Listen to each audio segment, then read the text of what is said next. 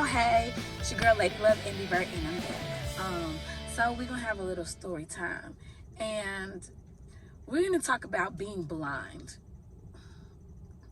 and not like physically blind, but blind to stupidity, blind to ignorance, blind to red flags, blind to the lies, blind to whatever it is you've been blind to your destination and your opportunities that you have to be something in life. More so, I want to talk about being blind in relationships, and I'm going to tie that into how we are blind to opportunities and the lies and X, Y, and Z. And I want to start by saying a lot of us are blind because we choose to be. See, so we're not blind like, oh, I didn't see that. We're blind because we choose to be. We opt to be blind in certain situations. Like, you have a friend, and that friend is constantly like just pulling from you, and only calling you when they need something. Not to call, not to text you to say, hey, how's it going? But always calling or texting you when they need something, when they're down, when they're in trouble. Being blind, like, you're in a relationship and you see the red flags and you're just like, oh, for the sake of being in a relationship, it's okay, and I want to talk about that, because you cannot be blind just for the sake of being in a relationship, just for the sake of having friendships, just for the sake of being in somebody's circle. You can be in your own circle. You can have your own circle. Create your oval, create your box, whatever it is that you need to create, but have your own. Be at peace about having your own circle. Be at peace about being single. Be at peace about enjoying life and not having any regrets when you're doing things according to God's will and his purpose. And in this relationship piece, being blind on purpose is a hassle, and it is very frustrating and can be very detrimental to you and your livelihood, and especially if you have children. So I want to stay there for a minute and talk about that, because a lot of times we're blind on purpose because we choose to not accept that this woman or this man is not who we want them to be, but okay, well, they're good in this area. Okay, well, the sex is good, so we're just gonna leave it right here, because I can fix the other stuff, and that's another problem. Stop thinking that you can fix her. Stop thinking you can fix him, because only God can do that. And a man or a woman will only change when he wants to, when he feels the desire and the need to change for that particular person.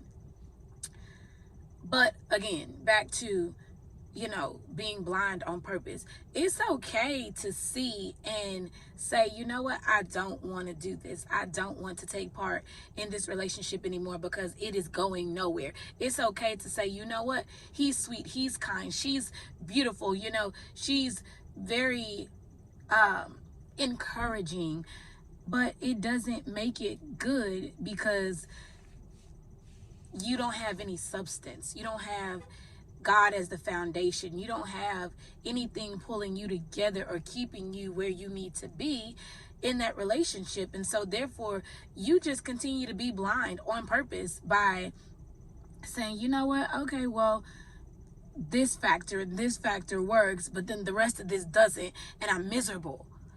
Why are you miserable when you can be happy? Like, I get it though. I've been there. I've been a dummy. Haven't we all? We've been an idiot for that one person. But the thing about it is, you live and you learn. Stop making the same mistake with the same type of people in the same situations. You have to open up your eyes and say, you know what? It's okay for me to be single. I'm going to cry sometimes. I may cry a little bit. I may be frustrated. I may be sexually frustrated sometimes. But it's okay, because I'd rather do battle by myself than to be miserable with him or with her. It's like women, we sit here and a man is doing absolutely nothing for us. He may be good in bed, and we say, oh, okay, well, his funky attitude or his non-ambitious dreams of, this and that, it's okay. I overlook that he only wants to just go to work. He doesn't have dreams. He doesn't have goals. He doesn't have any idea of what he wants to do. It's okay. No, it's not okay. Fellas, it is not okay that she got a banging body, and she hood smart, but she ain't got no common sense and she don't have no book sense. It's not okay. Oh, because she keep her nails done and she's a bad bee. No, it's not okay, because who's going to encourage you? Who's going to pray with you? Who's going to pray you through? This is for men and women. Who's going to push you through? Who's going to pray with you? Who's going to say, you know what? This is not where we should be. This is unhealthy. Let's figure this thing out. You need somebody like that. You need somebody who is going to push you. You need somebody who is going to tell you this is wrong. You need somebody who's going to love you when you're wrong and then continue to help build you into your right. I hate seeing toxic relationships. I hate that I was in a toxic relationship or two. Or, yeah, we'll leave that where it's at. But anyway, the goal is to be okay by yourself. The goal is to know that you are enough. Man, woman, it doesn't matter. Young lady, young sir, you are enough. You are more than enough. When God created you, you were more than enough. So never believe that you are not enough, or that because I have kids that nobody's going to want me. There's somebody who wants you. There's somebody praying for you. There is somebody searching for you, hoping and praying to God that, Lord, please send him. Lord, where is he? Lord, where is she? God, she has to be around here somewhere. Please send her. So never get so down in yourself and never stay so deep into your depression or in your pity that you cannot understand that you are so much and you're worth so much. You have so much value, and that you don't have to settle. No, you may not have the best job. You may not drive the greatest car. But one thing I also want to say is stop falling in love with potential. I know that sounds crazy because a lot of times we're told, well, guess what? Look at what they could possibly be. And then don't look at their right now. But sometimes, not sometimes, a lot of times, you have to also look at where a person is and then also see where they could potentially be. Don't just fall in love with the potential, because they can show you potential and never amount to that or never get into that. So it's a matter of oh, sorry, I was waving at a parent. One of the kids in my class is parent. But it's a matter of understanding the piece that, dang it, I forgot where I was going. I forgot what I was saying. Oh, I think I was talking about value. Okay, so it's just a matter of knowing that you're worth something. Oh, that wasn't it. It was potential. Yes. So yes, she can be working here at this job, and you think she's gonna get a promotion, or she's this and that, and you say, okay, well, she can be this, although she just got a slick mouth and she don't want nothing for herself, and she doesn't want anything for her children or for her future. Look at that. Because you don't want to be down the line saying, well, I thought this is where we were going to be, but then then he changed and, for the worse, or he never wanted this and I saw that, but I just hoped that he or she did. No. Stop setting yourself up for failure. Stop being blind on purpose. You have to open up your eyes. That's what God gave them to you for. And then have that prayer like, God, open my eyes. That I'm not blind on purpose. And when I start to become blind, that you will open up my eyes to see the nonsense, the BS, the trash, the lies, the ungratefulness, the unappreciativeness.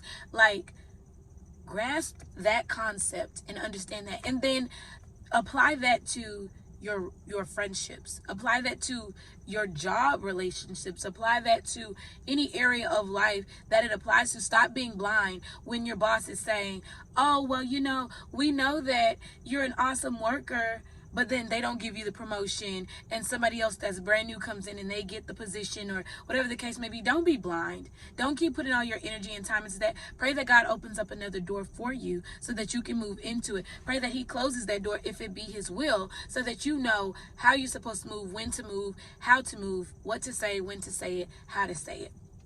And as I close this piece in encouragement to you guys, I want to say that we have to be so cautious, be so aware. Ladies and men who have children, stop bringing these men and women into your relationships, meeting your children right off the bat.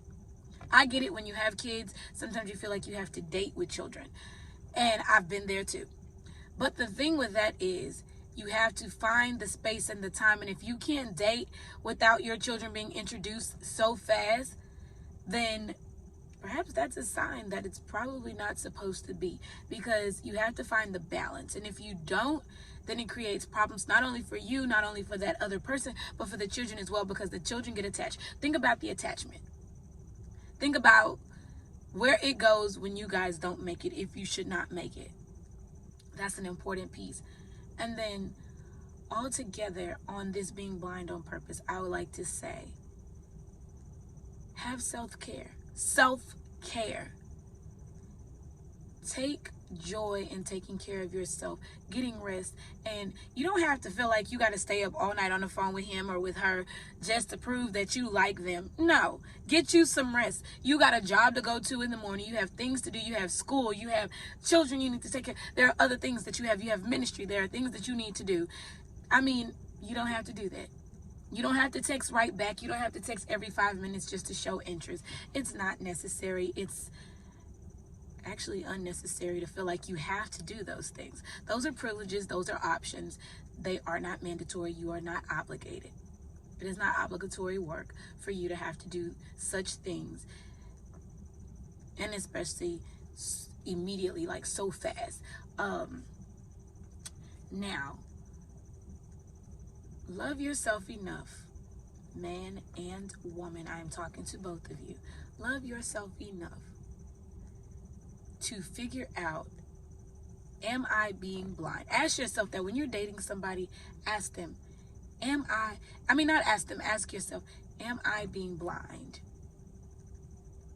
Am I oblivious to everything that this person is showing me? And if you can answer yes, reevaluate your situation, reevaluate your relationship, reevaluate your situationship of whatever is happening, and this goes to even you're not in a relationship, but you're intimate with somebody. Evaluate those things. Like, you're telling this person, I only want to be intimate with you. And you know that this person is being intimate with other people, even after you've expressed those things. You have the right to say that. Is it wrong? Are we, is this, yeah, we know, sex before marriage is not of God, or that's not the right way to go. But let's be clear, let's be honest, let's be transparent here. We do things that are not pleasing in God's sight, sometimes. And although we repent, we continue to do it. So, in doing that, make sure that you understand it's okay to say, I only want to be intimate with you. Because it's bad enough that before you got with that person, 9 times out of 10, they've already been intimate with somebody else. And so we are connecting those soul ties with some other soul ties, and those things come together and create other issues that we fail to look at a lot of times. But when we are doing things, when you're sleeping with somebody, or you're intimate with somebody, it's okay to say, I only want to be intimate with you. And it's okay to remove yourself from the equation when you know for a fact that you are not the only one, and be okay with it. Just like that one, you can get another one. That's relationship, friendship, workship, situationship. Just like that fish that swam in the sea and he got pulled out in Walmart and then he became somebody's pet. He died and there was another one.